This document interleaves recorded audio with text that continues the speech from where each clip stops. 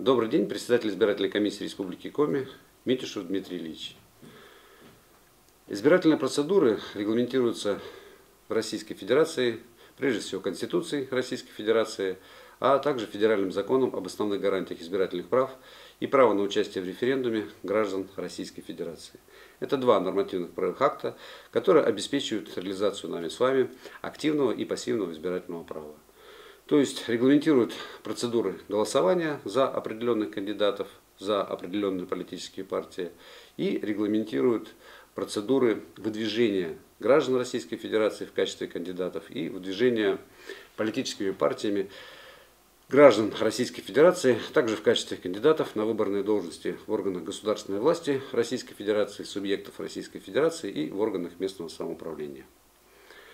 Базовую основу процедур реализации избирательных прав граждан Российской Федерации определяют принципы избирательного права, которые закреплены в названных нами двух нормативных правовых актах.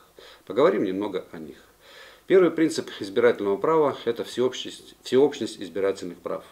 Что это значит? Это значит то, что гражданин, удовлетворяющий определенным критериям, получает право голосовать на выборах или выдвигать свою кандидатуру для замещения избираемых должностей.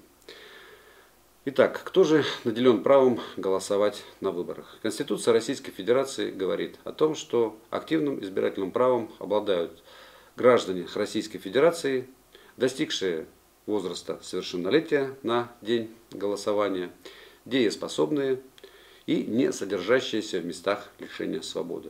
То есть в данном случае можно говорить о двух избирательных цензах, то есть ограничениях избирательных прав. Первый – это возрастной ценз, то есть достижение 18-летнего возраста.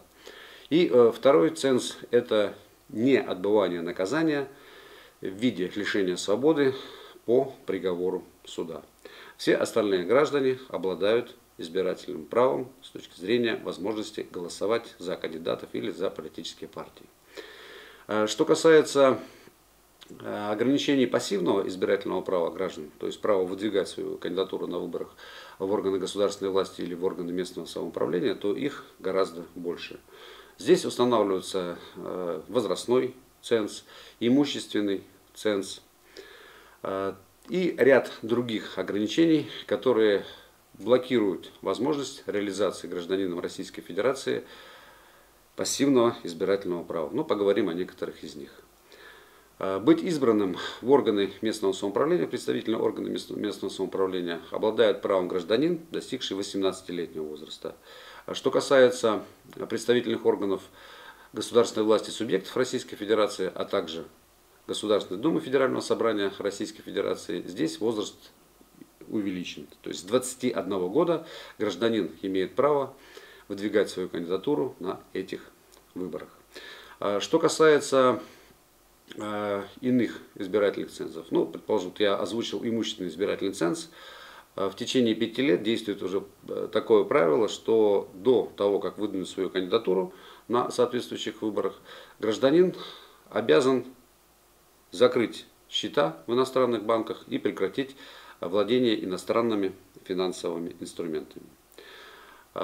Кроме того, какие ограничения у нас еще существуют? Блокирует возможность реализации пассивного избирательного права факт гражданства иностранного государства или вида на жительство или право на постоянное проживание на территории иностранного государства. Кроме того, установлено ограничение в отношении лиц, отбывающих наказание в виде лишения свободы по приговору суда, а также лиц, совершивших тяжкие, особо тяжкие преступления, приговоренных к лишению свободы и отбывших наказание в виде лишения свободы. После совершения тяжкого преступления, после отбытия наказания за это преступление, после погашения судимости, гражданин сможет реализовывать свое пассивное избирательное право только через 15 лет. 10 лет установлено в отношении тяжких преступлений.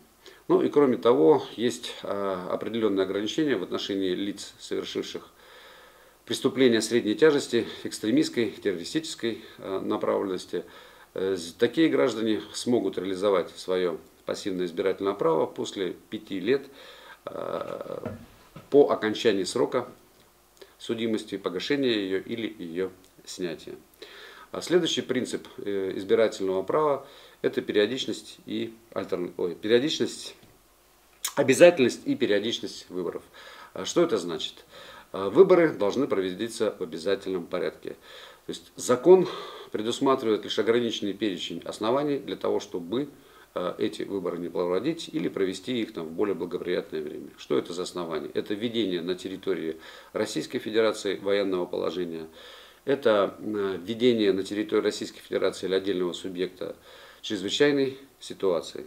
В этом случае выборы все равно будут проведены, но только по окончании соответствующего режима. Что касается периодичности выборов, что это значит? Выборы должны проводиться через определенный промежуток времени. Какой промежуток времени должен быть установлен между соответствующими выборами? Здесь можно много дискутировать. Понятно, что слишком часто выборы проводить бессмысленно, поскольку избранное должностное лицо просто не успеет реализовать те предвыборные обещания, которые оно давало при участии в соответствующей избирательной кампании. То есть каждому лицу нужно дать срок для того, чтобы он исполнил то, что обещал. В настоящее время в Российской Федерации установлены следующие сроки, через которые должны быть проведены выборы. Если мы говорим о представительных органах муниципальных образований, представительных органах субъектов Российской Федерации, а также о Государственной Думе Федерального собрания Российской Федерации, то этот срок составляет 5 лет. Применительно к высшим должностным лицам субъектов Российской Федерации установлен точно такой же срок для проведения следующих выборов, то есть 5-летний срок. И выборы президента Российской Федерации проводятся раз в 6 лет. Это принцип периодичности выборов, обеспечивающий периодическую сменяемость власти, которая должна учитывать те политические, экономические, социальные изменения, которые происходят в муниципалитете, в субъекте Российской Федерации, и в Российской Федерации в целом. Следующий принцип выборов – это принцип тайного голосования. Это очень важный принцип избирательного права, поскольку каждый гражданин должен иметь возможность сделать свой выбор осознанно и свободно. Никто не вправе контролировать его волеизъявление. Для обеспечения реализации этого принципа избирательного права создаются все необходимые условия. Это и кабина для тайного голосования. Если это дистанционное электронное голосование, то здесь обезличивание вашего голоса. То есть голос, который вы отдаете через систему дистанционного электронного голосования, он обезличивается, и ваше волеизъявление отрывается программой от факта того, что вы, так скажем, приняли участие в голосовании, нажав кнопку на своем персональном компьютере. Кроме того, обеспечение принципа тайного голосования гарантировано и Уголовным кодексом Российской Федерации. Любое вмешательство в свободное волеизъявление, любое нарушение его тайны образует признак состава преступления, за которое предусмотрена уголовная ответственность и наказание, в том числе в виде лишения свободы. Следующий принцип организации и проведения выборов в Российской Федерации – это проведение выборов органами, не входящими в систему органов государственного или муниципального управления. В чем значимость этого принципа? Нельзя позволять должностным лицам выбирать самих себя. Но это было бы неправильно. То есть в этом случае мы говорили о сложности обеспечения доверия со стороны избирателей к результатам выборов. Поэтому в Российской Федерации действует система избирательных комиссий, то есть органов, которые специально предназначены для организации и проведения выборов на территории Российской Федерации. Возглавляет систему Центральная избирательная комиссия Российской Федерации. Кроме того, действует 85 избирательных комиссий субъектов Российской Федерации и одна территориальная избирательная комиссия федеральной территории Сириус, которая обладает определенным своим правовым статусом. Дальше по иерархии применительно к отдельным территориям субъектов Российской Федерации действуют территориальные избирательные комиссии. И в самом низу это участковые избирательные комиссии, которые встречают вас при входе в помещение для голосования, которые обеспечивают вам возможность проголосовать как в помещении для голосования, так и вне помещения для голосования.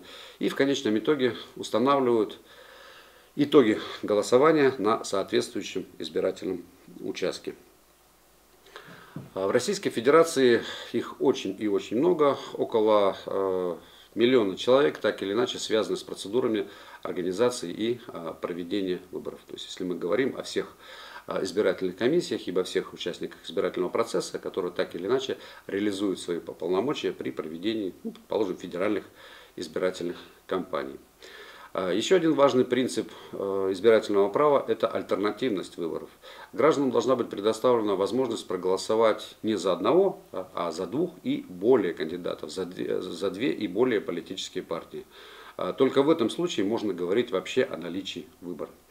Для реализации этого принципа также предусмотрен определенный законодательный механизм. Если, предположим, в избирательном округе выдвинулся и прошел процедуру регистрации только один кандидат, то проведение голосования откладывается для дополнительного движения. То есть минимум 2 человека должны претендовать на один депутатский мандат. Это вот принцип альтернативности выборов. Ну и, наконец, принцип открытости и гласности избирательного процесса. Тоже очень важные принципы с точки зрения и политологии, и процедур организации и проведения всех избирательных кампаний. Каждый гражданин, участвующий в выборах, либо в качестве избирателя, либо в качестве кандидата, должен получать всестороннюю информацию о том, что происходит в каждой избирательной комиссии при совершении каждой избирательной процедуры. Открытость избирательного процесса обеспечивается в том числе институтом наблюдения за организацией и проведением выборов.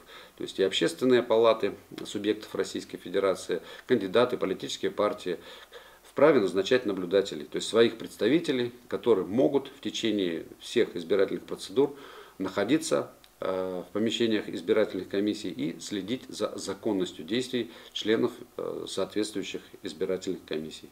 Кроме того, с 2012 года в Российской Федерации используется система видеонаблюдения за тем, что происходит в помещениях участковых избирательных комиссий, а также в помещениях территориальных избирательных комиссий. Кандидаты, политические партии, общественные наблюдатели получают возможность наблюдать за избирательными процедурами в режиме онлайн. И более того, даже записывать то, что происходит на конкретном избирательном участке. Потом, если возникают какие-либо споры, связанные с законностью реализации избирательных процедур, эти записи можно будет использовать в качестве доказательства как правильности действий соответствующих комиссий, так и, если они все-таки допускали нарушения, как доказательство неправильности их действий со всеми вытекающими из доказанности этого факта обстоятельствами.